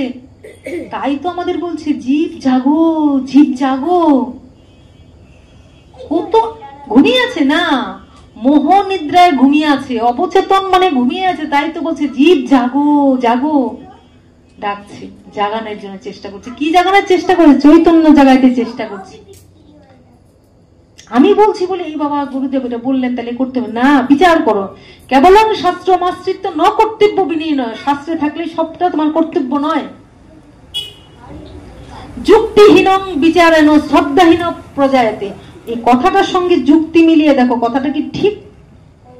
এই যে কথাটা বললাম, এখন তোমরাই ভাবো যে সত্যি সত্যি আমরা যে জন্মের পর থেকে এত বছর ধরে দেখে আসছি, যত যে সারা জীবন মায়ের উপাসনা করলো, সারা জীবন কালীর উপাসনা করলো, মৃত্যুর সময় কি বলছে না জয় তারা করে নিচ্ছে না। শিব বাবা ভোলানাথ বম বম ভোলা সারা জীবন যার জয় দিয়ে গেল, তাকে সেই করেও নিচ্ছে না। নিচ্ছে কি? যখন নিচ্ছে তখন কি বলছে? বলো হরি হরি বল, বলো হরি হরি বল। মানে কি বলছে? তাকায় দেখো, এখন সে আর হরি বলছে না। যারা জেগে আছো চৈতন্য রাজ্যে অবস্থান করো, এখনো সময় আছে, বলো হরি হরি বল। তাকিয়ে দেখো, সত্যকে উপলব্ধি করো, সত্যকে অনুভব করো, চৈতন্য রাজ্যে ফিরে আসো। এখন যে বলছি বলো হরি হরি বল, মৃত কিন্তু আর বলছে না, তার দিন শেষ। এখন এই জায়গায় তুমি আসবে, তাই কদিন রহিবে ভব মাঝে আর, অবিলম্বে করো যাহা করিবার, পরের কথায় কিবা সে যায়, মিছে দাগা তুমি পেও না। কে কি বলবে, দাগা পেও না, এখনই করো, এখনই করো, চৈতন্য করো। তাই ও কিন্তু আর বলছে না যদি চৈতন্য রাজ্যে অবস্থান করো তাকায় দেখো, মানে বলো হরি হরি বল, তুমি বলো, তুমি, ও আর কাজ হবে না। আমরা মনে মনে ভাবছি মরে গেছে তাকে উদ্ধার করে দিচ্ছি, ও হরি বল করছি, ওর আর কাজ, ও যা করেছে শেষ, ওখানে শেষ। এখন এটা অন্য লোকে বলছে, আমাদের বুধ হয় না। মৃতটা তো মাথা নড়বে, যদি সরে যায় মাথাটা ঘুরবে, কিন্তু সে আর বলছে না। কাকে বলতে বলছে? যারা তোমরা ওটার মধ্যে তুলে নিয়ে যাচ্ছ তাদেরকে চৈতন্য করছে, কিন্তু বুধ নাই, মানুষের চেতনা নাই। ওই জন্যই মায়ের কাছে বলছে আমার চেতনা চৈতন্য করে দাও মা চৈতন্যময়ী। কবে আর চৈতন্য হবে? আরেকজন মাথায় নিয়ে নিয়ে যাবে। এইগুলি হলো সংস্কার, এই কোন জন্মের থেকে এসছে আমরা এটা দেখছি, আমরা তাই বলে যাই বলো হরি হরি বল। কেউ ভেঙে দেয় না, কেউ বুঝিয়ে দেয় না, তাই আমরা জানি না। কিন্তু সত্য হলো এটা, ওরে তুমি মনে মনে ভাবতেছিস মরে গেছে, আমি একটু হরিনাম করি তার উদ্ধার হয়ে গেছে, তার যাওয়া হয়ে গেছে। মরে গেলে দৌড়ে, আগে নিয়ম ছিল, এখন এটা বন্ধ, কিছু কিছু জায়গায় করেছে, দৌড়ে গিয়ে হঠাৎ গীতাটা এনে বুকে দিতেছে। শুনতে অপ্রিয়, কিন্তু সত্য এটাই। তুমি এই যে মরে গেছে তার বুকের মধ্যে কয়েক মন ওজনের ইট পাথর দিল, যে কথা শুনতে অপ্রিয়, ইট পাথর দিল যে কথা, গীতা দিলে আর কি কথা, কিচ্ছু লাভ নেই। হ্যাঁ, যে দিচ্ছ এনে তার কিছুটা বোধ হচ্ছে, কিন্তু এইখানে দেওয়ার মানেটা কি? হ্যাঁ, বেঁচে থেকে ওই গীতাটাকে এখানে নাও, বুঝছো? বেঁচে থেকে নিল না, মরণের পরে বুকে দিয়ে মনে মনে ভাবতেছে ওরে তার বুকের মধ্যে গীতা দিলাম, মানে তাকে উদ্ধার করে দিলাম। আরে তোমার পটটা তুমি করেছো, তোমার বুটটা করো, এখানে দিচ্ছ মানে কি? বেঁচে থেকে গীতাটাকে এখানে নেওয়ার চেষ্টা করো, গীতা জ্ঞানটা এখানে নাও। স্থূলভাবে গীতা বুকে দিয়ে দিচ্ছে, মৃতকে উদ্ধার করে দিল, নিজের উদ্ধারের পথ পেল না, তাকে উদ্ধার করে দিল। যে মরে গেল, বেঁচে থাকতে উদ্ধার করতে পারলো না, মরে গেল, তাকে সে উদ্ধার করে দিল। জয় রাধে। হ্যাঁ, এইগুলি চেতনা, আমার কথাই না, জাজ করো, বিচার করো, এখনো সময় আছে। এগুলি অনুভব করতে হবে, চৈতন্য রাজ্যে অবস্থান করতে হবে। যাক, আমি ভুলেই গেছি আমার যে গলাটা এত সমস্যা, হরি কথা বলতে বসলি না ভুলেই যাই যে আমার গলাটা সমস্যা, আর বলবো না। তো তুলসীর উপর আজকে বললাম, আরেকদিন আরেকটার উপরে বলবো। তাই বুঝতে পারলা তুলসীর উপরে যা যা বললাম কি কারণ করা? আচ্ছা, এই যে ভারত সেবা আশ্রমের এখন বুঝতে পারলাম যে আমরা তো ওই মতের না, আমরা করব। এইবার ছোটবেলায় একটা গল্প শুনেছিলাম, লেজ কাটা এক শিয়াল বলে লেজের ভেজাল কেন, এই ঝামেলা কেটে ফেললে আরাম কত জানো। যারা এই সংস্কারের সাথে পরিচিত হয়েছে তারা মনে মনে ভাব দূর আমরা এইসব লাগে এটা কেন, এগুলো না। স্বয়ং ভগবান আমাদের জন্য রাধা কৃষ্ণ মিলিত। আমি সবাই সব ধর্মের যে যেই কথা আছে আমি সবার প্রতি শ্রদ্ধা রেখে বলছি, সত্যটাকে অনুধাবন করতে বলেছি। কারণ আমাদের একটা অজ্ঞানতার অন্ধকারে সবাইকে একটা মোহর মধ্যে, এই যে বললাম না আমি অনেক সময় রাগ করি, কেন আমি তো তোমাদের বলেছি 2 হাত তুলে নাম করো, কিন্তু এখন দেখতেছি সব ভাবে পাগল, কিন্তু ভাবে খালি পাগল হলে হবে না, সত্যকে উপলব্ধি করতে হবে, বুঝতে হবে। কথাটা শেষ হয় না, সবাই জোকার দিতে থাকে। আরে জোকার দেওয়ার থেকে আগে কথাটা শোনো, কি কথাটা হচ্ছে, ফাঁকা সময়টা জোকার দাও। অবশ্যই পাঠের মধ্যে মাঝে মাঝে জোকার শঙ্খধ্বনি করা উচিত, কিন্তু কথাটা হচ্ছে গুরুত্ব। কথাটা না শুনেই জোগাড় দেওয়া শুরু হবে, কথাটা না শুনেই শঙ্খধ্বনি, কথাটা আগে নেও, এখানে নাও, শুনলেই পূর্ণ হয়ে গেল। শুনে তো কথাটা এখানে নিতে হবে, সাতটা তো নিতে হবে। এই জন্য অনেক সময় অনেক পাঠকরা না ওই যে উলুধ্বনি শঙ্খধ্বনি করলে, বা হয়তো উনি একটা গান করছেন, সঙ্গে সঙ্গে তারা যখন সঙ্গে সঙ্গে চিৎকার করে গান করছে, খুব রাগ হয়ে যায়, খুব রাগ হয়ে যায়, মানে খুব, মানে ওই সব জায়গাতে মানে এমন মনে হবে যে ওরা কি এমন নিষ্ঠুর, কি খারাপ ব্যবহার করে, এইসব কারণে। আরে এত মূর্খ হয়ে থাকলে হবে না, এই জায়গাগুলি অনুভব করতে হবে, বুঝতে হবে। সব দেবদেবী আমাদের উদ্ধার করতে হবে না, সব দেবদেবীর প্রতি শ্রদ্ধা রাখো, ভক্তি রাখো, কারণ তারাও তো ভগবানের অঙ্গস্বরূপ, তারাও তো শক্তি। ঠিক আছে, শ্রদ্ধা থাকো, কিন্তু শ্রদ্ধা থাকো ঠিক আছে, কিন্তু এক জায়গায় সেই জায়গাটা তোমার মূল জায়গাটা বুঝতে হবে, সেটা কি গুরু গোবিন্দ, ওই জায়গাটা ঠিক রাখতে হবে। যেটার উপর ভর করে আমরা উঠবো, ওই জায়গাটুক আমাদের ঠিক রাখতে হবে, বুঝা গেল? তাই কে বললো যে আমাদের তো তুলসীর মালা নাই, হ্যান তেন নাই, ওই এই 2-4 জন কে বললো? অনেকে হয়তো এই ঘটনাগুলি জানেই না, ওরা ওইটুকুই জানছে, কিন্তু শাস্ত্র, সমস্ত শাস্ত্র প্রমাণ দিয়েছে। শোনো, শ্রীরামকৃষ্ণ পরমহংসদেব যে এত এত সিদ্ধ পুরুষ, উনি তো সারা জীবন শিং মাছ, মাগুর মাছ এসবই খেয়েছেন, তাই না? শিং মাছ, মাগুর মাছ খেয়েছেন, উনি তো অনেক জ্ঞানের ভান্ডার, মানে এমনিতে জাগতিক শিক্ষা ছিল না, কিন্তু আত্মজ্ঞান অনেক ছিল। সারা জীবনে শিং মাগুরের ঝুল হ্যান তেন অনেক কিছু করেছেন, অনেক মানুষের। শেষ সময় উনিও দাঁড়িয়ে বলেছেন যে বৈষ্ণব ধর্মই শ্রেষ্ঠ, সাত্বিক আহার এবং বৈষ্ণব ধর্মই শ্রেষ্ঠ, উনিও সেটা দেখিয়ে দিয়ে গেছেন। যা যাই কিছু বলো, উনার সেই ক্ষমতা ছিল, সেই উনি ওই জিনিসগুলি করেছেন, কিন্তু শেষ সময় উনি দাঁড়িয়ে বুঝছেন যে না, জীবকে বাঁচতে গেলে সাত্বিক আহার করতে হবে, আর বৈষ্ণব মত পদ সর্বশ্রেষ্ঠ। আর বৈষ্ণবরা অনেক সময় ক্রোধ করা, অনেক সময় আমরা খালি এটাই জানি যে বৈষ্ণব মানে কি ওই মেরেছিস কলসির কানা, তাই বলে কি প্রেম দিব না, খালি মায়ের খাবে আর বলবো আয় প্রেম দিব। আমরা তাই এটাই জেনেছি, 2টা পিঠ তো জানি না, একটা মুদ্রা, একটা কয়েন, একটা মুদ্রার 2টো পিঠ আছে, তো এই পিঠ ওই পিঠ আছে, তাহলে 2টো পিঠেই তো আমাদের জানতে হবে। আমরা সারা জীবন শুনেছি বৈষ্ণব মানে চোখের জলে বুকের জলে ভাসবে আর বলবো ওরে আয়, ওরে আয়। হ্যাঁ, প্রেম অবশ্যই বৈষ্ণব চোখের জলে ভাসবে, অবশ্যই মায়ের খেয়ে প্রেম দিবে, এটাই বৈষ্ণবের ধর্ম। কিন্তু বৈষ্ণব যেমন গোলাপের পাপড়ির চাইতে কোমল, প্রয়োজনে বৈষ্ণব বজ্রের চাইতে কঠিন হয়। বজ্র কত কঠিন, তার চাইতে কঠিন হয় কখন?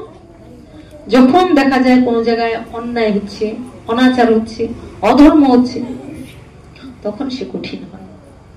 যেখানে দেখতেছে যে না ভুল হচ্ছে, তখন সে তার ওই করাল, ওই যে দ্বিতীয় ওই পিঠের রূপটা, ওই রূপটাকে ঢেকে রাখেন। বৈষ্ণব ওই রূপটাকে আনতে চান না সামনে, তিনি তার প্রেম দিয়ে, ভালোবাসা দিয়েই মায়ের খেয়ে প্রেম দিতে চায়। আজকে এখানে আরেকজনের নাম বলি, এখন যাই হোক দুষ্টামি করুক, উপলব্ধিতে কিছু আছে। এক সময় জয়দেব, এই জয়দেব আমাদের এখানে আসে নেই, ও মাঝে মাঝে আমাকে বলতো, আমি তো তখন খুব বেশিরভাগ ওই ভাবধারা আর প্রেমের কথাই বলতাম। হ্যাঁ, যেমন আমাদের ঘরে যে ছেলেটা আসছে, ওরা আমি বলি, সে যখন প্রেম শিক্ষার কথা নানান কিছু বলছে, আমি একদিন বললাম যে প্রেম শিখতে গেলে আগে সাধুর কাছে যেতে হবে। তোমরা যেটা বলো প্রেম, এটা তো প্রেম নয়। তোমরা যেটা বলো প্রেম, দেখা যাচ্ছে প্রেম, আদৌ এটা কিন্তু প্রেম নয়, ওটা কিন্তু কাম, কামের পরিপূর্ণ একটা প্রেমের একটা উপরে খোসার মতন রূপ নিয়েছে। কিন্তু প্রেম শিখতে হলে আগে কোথায় যেতে হবে? ওইটাও শাস্ত্র বলে দিয়েছে। ওরে পীড়িতের যদি হয় বাসনা, সাধুর কাছে জেনে না। ওরে পীড়িতের যদি হয় বাসনা, সাধুর কাছে জেনে না। যেমন লোহাতে পরশে সোনা, ওই বোধ হবে তোমাতে, না জেনে বুঝো না পীড়িতে। যেটা ওরা মনে করছে প্রেম পীড়িত, আসলে তো ওটা প্রেম পীড়িত, ওটা লোহা, জং ধরে যাবে, যে কোনো সময় জং ধরে ক্ষয়প্রাপ্ত হবে, নষ্ট হবে। আর সাধু যখন প্রেমটা শিখাবে, তখন ওই দৈহিক কাম সুখ ভোগের কথা মনে আসবে না। এমন করে দিবে, ওই দুইটা আত্মার মধ্যে প্রেম এমন জাগিয়ে দিবে, ও ওর সুখের জন্য চেষ্টা করবে, ও ওর সুখের জন্য চেষ্টা করবে, নিজের কামনার কথা ভুলেই যাবে। অনেক ছোট যখন ছিলাম, এটুকু করে শেষ করব, যখন মাধ্যমিক মানে তোমরা কি বলো এসএসসি না, শেষ করে ফার্স্ট ইয়ার যখন পড়ি, তখন আমার কলেজের এক স্যার আমাকে বলছিল যে মানে লাভ মানে কি, মানে ভালোবাসা মানে কি। অনেকেই বলছিল অনেক রকম, যে love is attractive for each and other. হ্যাঁ, মানে একজনকে আরেকজনে ভালোবাসা, ভালোবাসার মানেটাই তো কেউ জানে না। তা আমি তোমাদের অনেক বলেছি, আমরা ভালোবাসার মানেটাই জানি না। আমরা ভালোবাসা মানে জানি দুর্বাসা, দুর্বাসা। বাসা ঠিকই, কিন্তু দুর্বাসা আমরা ভালোবাসার মানেটাই। তখন আমরা এটা বলেছিলাম যে love is attractive for each and other, মানে দুইজন একজন একজনের প্রতি ভালোবাসা। কিন্তু ভালোবাসাটা আদৌ কি, ওইটা ইনার মিনিংটা জানাই নেই কারো। তো সাধু কি করেন, ওই দেহ সুখ ভোগের থেকে আত্মার সঙ্গে। যখন ফার্স্ট ইয়ারে পড়ি, তখন একটা গল্প শুনেছিলাম, ভালো লাগলো, যদিও আধুনিক। জিম অ্যান্ড ডেলা, তোমরা পড়েছো কিনা জানি না, কারো পড়াশোনা করে থাকলে এটা পেয়ে থাকলে গল্পটা। জিম অ্যান্ড ডেলা, ওদের মধ্যে এমন ভালোবাসা ছিল। একজনকে রাধে রাধে শোনো, আমরা তো সবসময় প্রেমের কথাই বলি, রাধা কৃষ্ণের প্রেম, প্রেম কি জিনিস শিখতে হলে আগে আমাদের কাছে শিখতে হবে। বলে হ্যাঁ, তা তো অবশ্যই। প্রেম জিনিসটাকে আগে বুঝতে হবে। তোমরা যেটা বলো, এই প্রেমটা হলো কামের তাৎপর্য, কামের জন্য প্রেমটা দেখাইতেছে। কিন্তু কামনাকে ত্যাগ করে যদি প্রেমে আসতে পারো, তাহলে বুঝবো সেটা প্রেম। তো তারা ছিল জিম অ্যান্ড ডেলা। আমরা একটা গল্প পড়েছিলাম ইংরেজে। এত ভালোবাসে, একজনকে ছাড়া একজন চলতে পারে না, একজনকে না দেখলে একজন বাঁচতে পারে না, এমন ভালোবাসা, মানে চোখে হারায়। একটু মুহূর্তের মধ্যে চোখ থেকে সরে গেলে তারা খালি কাঁদতেই থাকে, কাঁদতেই থাকে। এখনো তো এমন আছে, কিন্তু তারা কি মিলিত হলে কি ওই দৈহিক সুখ ভোগ জৈবিক তাড়নায় তারা মিলিত হয়, বাস শেষ ভালোবাসা। এই তো এইটুকার জন্যই কামনা আছে, নাহলে কিছু নেই। কিন্তু এই জিম এন্ড ঢেলা এত ভালোবাসা ছিল, ওরা দুজনকে দুজন এত ভালোবাসতো, কিন্তু তাদের দুজনের মনেই বাসনা ছিল যে কি করলে, জিম চিন্তা করতো কি করলে ডেলা সবসময় খুশি থাকবে, কি কি দিলে ওর কোনো দুঃখ হবে না, আনন্দ থাকবে, খুশি হবে। আর ডেলারও মনের ইচ্ছা ছিল যে কিসে সে সুখ পায়, কিসে আনন্দ পায়। আচ্ছা, এই করে মানে দুজনেই দুজনের কথা সুখ চিন্তা করতো।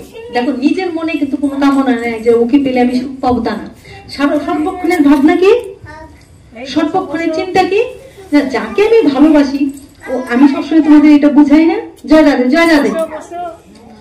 হ্যাঁ, সর্বক্ষণ। তাহলে দেখো, ভালোবাসার মানেটা বুঝতে পারলাম। এই যে এই যে এই যে বসো, রাধে রাধে। থাক, ঠিক আছে। যাক, আমার একটু ডিস্টার্ব হলো, আমি খুশি হচ্ছি যে ও তো একটু শুনতে পাচ্ছে। ও তো শুনতে পারে না সবসময় কথা, মাঝে মাঝে একটু শোনার দরকার আছে। একটু বুঝাই দাও, আসতে বলো, মা পাঠ করছে, একটু বুঝাই দাও।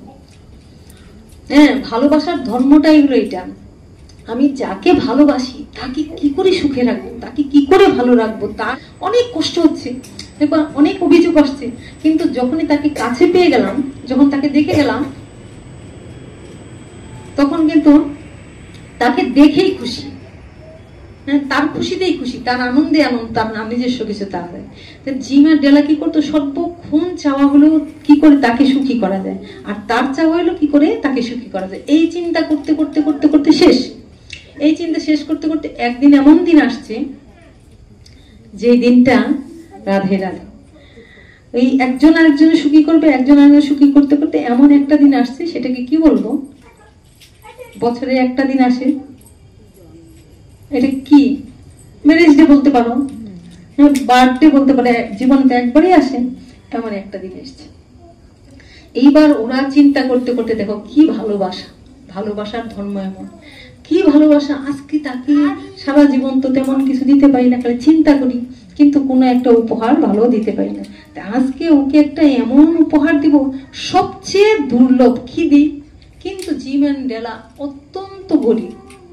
তাহলে গরিব হলে ভালোবাসা যায় না? যায়। ভালোবাসার জন্য ধনী গরিবের প্রশ্ন, টাকা দিয়ে ভালোবাসা হয় না। এখন টাকা দিয়ে আরো ভালোবাসা নষ্ট হয়ে যায়। তারা প্রতিদিন আনে, যা খায় দুজনে মিলে খায়, অর্থ উপার্জন তেমন কিছু নেই। আজকের দিনে আমার জিমকে এমন একটা উপহার দিব যেটা ওর সবচেয়ে কাজে লাগবে, যেটা পেয়ে সে সবচেয়ে খুশি হবে, যেটা ওর প্রয়োজন আছে, দিতে পারি না, কিন্তু আজকের দিনটা উপহার দিব। ভাবতে ভাবতে ভাবতে ভাবতে দেখলো, জিম চিন্তা করলো, ডেলা মানে স্ত্রীটা, ডেলা চিন্তা করলো যে আমার স্বামীর ওই ঘড়ি দিয়েটা আছে, কি বলে এটা, ডায়ালটা আছে, ঘড়ির ডায়ালটা আছে, কিন্তু একটা ভালো চেনের জন্য তারে ঘড়িটা পরাতে পারি না। ফার্স্ট ইয়ারে যখন পরিকল্পনা পড়েছি তখন তো সেই মিনিংটা অতটা বুঝে ওঠেনি কথাগুলি, যে এই চেনটা পরাতে পারছি না, ওই ডায়ালটা আছে কিন্তু চেনের জন্য পরাতে পারিনি। কিন্তু এরকম টাকা নেই যে একটা সুন্দর দামি চেন যে তাকে একটা পরাবে। চিন্তা করতে গো আজকে সারপ্রাইজ দিব, তাই সারপ্রাইজের কথা চিন্তা করে কি করেছে, চিন্তা করছে, স্ত্রীটা চিন্তা করলো যে স্বামীর একটা ঘড়ির চেন দিয়ে। স্ত্রীটা চিন্তা করলো আমি আজকে এমন কিছু উপহার দিব যেই জিনিসটা যে স্বামী পেয়ে খুব খুশি, এটা আর কোনোভাবে সম্ভব নয়। জয় রাধে। তো দিল তো উপহারটা, চেনটা। আর স্বামী মনে মনে চিন্তা করলো আমি তাকে এমন দিব, স্ত্রীটাকে আনলাম, ওর এত সুন্দর চুল, এত সুন্দর চুল, কিন্তু এই চুলে যে ভালো ভালো সুন্দর ক্লিপ লাগাবে, একটা দামি ভালো ক্লিপ 2-3টা দিবে, সুন্দর ভাবে পড়বে, খোপাটা করবে, কিন্তু কোনোদিন আমি দিতে পারি না। কাটা, আগে কাটা গুজে দিত না উপর, তো ওই সুন্দর কাটা কিনে নিয়ে আসবো, আর কাটাগুলি খোপাতে সুন্দর করে পরিয়ে দিব, ক্লিপ দিয়ে সুন্দর করে আটকে দিব, দামি ক্লিপ। তাই কি করলো, দুইজন এই চিন্তা করলো যে ও খুব খুশি হবে, খোপাটা সুন্দর করে বাঁধতে পারে না, খোপার মধ্যে সুন্দর করে ওই কাটাগুলি পড়তে পারে না, তার দামির উপর দরকার নাকি আমি সোনার চেন নিয়ে আসবো। সে কি করলো, তার ঘড়িটা বিক্রি করে সোনার কাটাগুলি নিয়ে আসলো।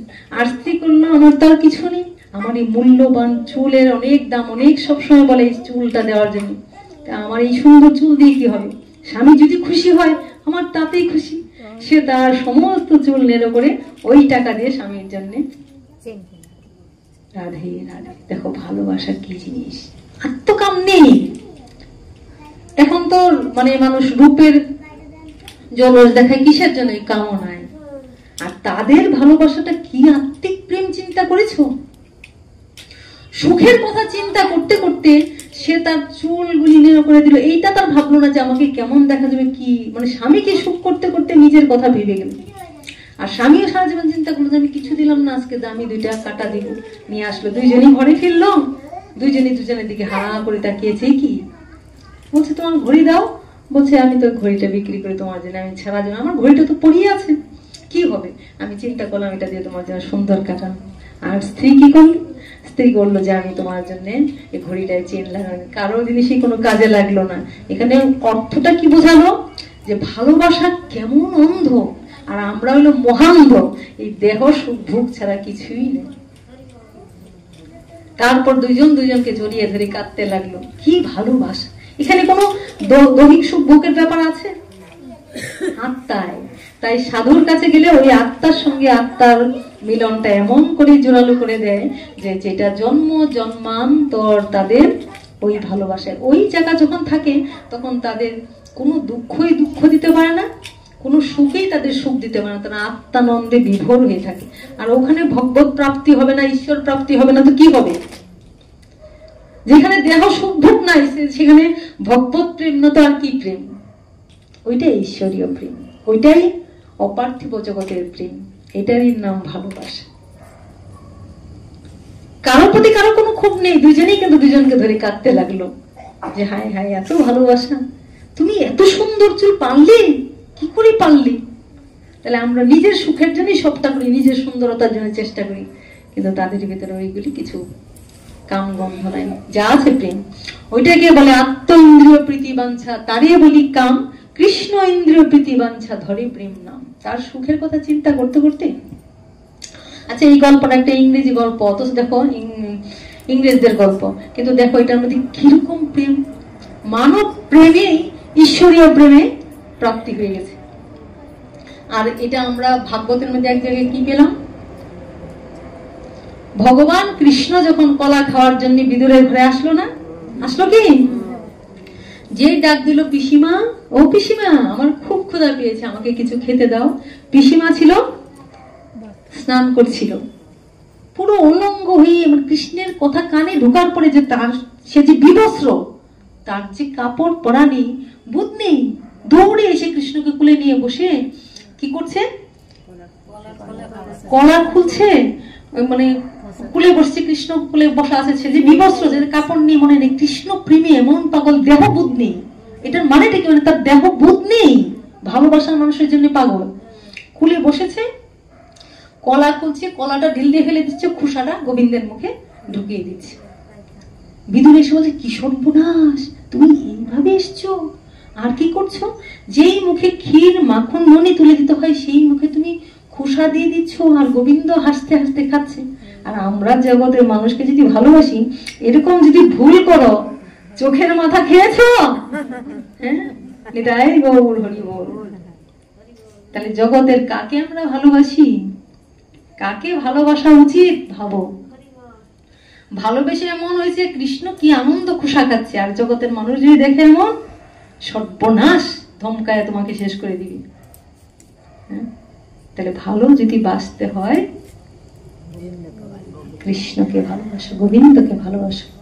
হরিদিন বন্ধু চিরদিন বন্ধু আমার, হরিদিন বন্ধু চিরদিন বন্ধু, জীবের সুখে দুঃখে সেই লীলাময় হরি এসেছে নদিয়াপুরি আমার, সেই লীলাময় হরি এসেছে নদিয়াপুরি, রাধার প্রীতি লয়ে বুকে, ভজ রাধা কৃষ্ণ গোপাল কৃষ্ণ, কৃষ্ণ কৃষ্ণ বলো মুখে।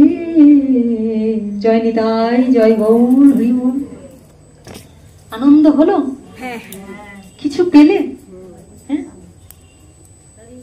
কিছু নিতে পারলা এখানে, হ্যাঁ, এটা ওই প্রেম জিনিসটা কি বোঝা গেল, নিজের যা আছে সর্বস্ব নিংড়ে দিয়ে দেওয়া, কিছু পাওয়ার আশায় নয়। কিছু পাওয়ার আশা মানে ক্রেতা বিক্রেতা, একটা দোকানদারের সঙ্গে যেমন আমরা করি গিভ এন্ড টেক পলিসি, তার সাথে কোনো সম্পর্ক থাকে না, থাকে কি, টাকা দিচ্ছি, মালটা নিয়ে নিচ্ছি, ওর সাথে আমার সম্পর্ক শেষ। ভগবানের সঙ্গে, সাধুগুরুর সঙ্গে ওই সম্পর্ক দিয়ে কখনোই বৈকুণ্ঠ প্রাপ্তি সম্ভব নয়। নিতাই গৌর হরি বল। বাঞ্ছা কল্পতরুভ্যশ্চ কৃপা সিন্ধুভ্যেব চ পতিতানাং পাবনেভ্যো বৈষ্ণবেভ্যো নমো নমঃ। তো এই যে একটু এটা বলতে চেয়েছিলাম, ইচ্ছা ছিল, সব ইচ্ছা ছিল তোমাদের একটু জানাবো, তোমরা মাইকটা ঠিক করতে পারলে না। আচ্ছা, মনে করলাম যা, তাহলে আর কি, আজকে বললাম না যে আজকে তাহলে এটা হবে না, ছেড়ে দিই। গোবিন্দ আবার টেনে নিয়ে আসলাম নন্দরাজকে, যে না আজকে এটা হতেই হবে। ভক্তকে নিয়ে এলেন ভগবান। আচ্ছা, ভগবানের ইচ্ছায় হয়ে গেল, যাক। এখন তো একটা